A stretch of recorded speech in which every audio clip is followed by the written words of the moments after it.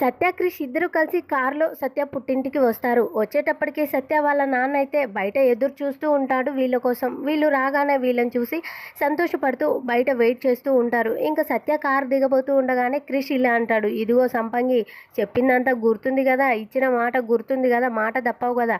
ఇప్పుడు నేను రెక్కలొచ్చిన పక్షి లాంటి వాడిని, ఫ్రీగా ఉంటాను. I'm a free bird. నేనేం చేసినా కూడా నువ్వు అడ్డు చెప్పొద్దు చెప్తున్నా అని చెప్పేసి అనగానే వెంటనే ఇంకా సత్య ఉండి, చూడు అట్లాగానే ఓవర్ యాక్షన్ చేసావనుకో అని చెప్పి అనగానే అప్పుడు కృష్ణుడి, ఈ కథలన్నీ నాతో నడవై, అయితే ఇటు నుంచి ఇటే పోదాం పదా అని చెప్పేసి అంటూ ఉంటాడు. ఇంకా సత్య అయితే వాళ్ళ నాన్న చూస్తున్నాడని చెప్పి నవ్వుతూ కవర్ చేసుకుంటూ ఉంటుంది. అప్పుడు కృష్ణుడి, మామగారు వెయిట్ చేస్తున్నారు మన సినిమా చూడడం కోసం, ఏమంటావు, పోదామా లేకపోతే తిరిగి మా ఇంటికి పోదామా అని చెప్పేసి అనగానే సత్య ఉండి, సరే పద దిగు అని చెప్పి సత్య అంటుంది. అప్పుడు వెంటనే క్రిష్ ఉండి, ఇంకొక్క మాట, కార్ దిగే ముందు ఒక మాట అడుగుతా అని చెప్పు, మన ఇద్దరం చిలక గోరెంకల్లా ఉండే మొగుడు పెళ్ళాలమా, పాము ముంగిసల్లా ఉండే మొగుడు పెళ్ళాలమా అని చెప్పి అనగానే సత్య ఇంకా నవ్వుతూ ఏం చేయలేక, చిలక గోరెంకల్లా ఉండే మొగుడు పెళ్ళాలం అని చెప్పి సత్య అంటుంది. అప్పుడు క్రిష్ ఉండి, నాకు వినపడలేదు, ఇంకాస్త గట్టిగా చెప్పు అంటాడు. అప్పుడు వెంటనే సత్య ఇంకా గట్టిగా చెప్పి, చాలా పద వెళ్దాం, నాన్న వెయిట్ చేస్తున్నాడు అని చెప్పేసి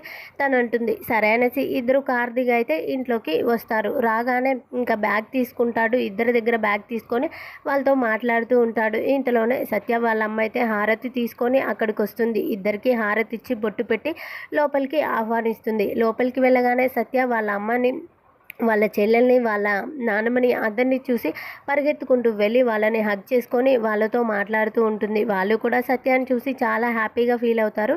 ఇంతలోనే క్రిష్ లోపలికి రాగానే భయపడుతూ ఉంటారు. మరి క్రిష్తో ఎలా మాట్లాడతారు ఏంటి అనేది నెక్స్ట్ వీడియోస్లో చూద్దాం. ఈ వీడియో నచ్చితే ప్లీజ్ మన ఛానల్ని సబ్స్క్రైబ్ చేసుకోండి. Thank you for watching.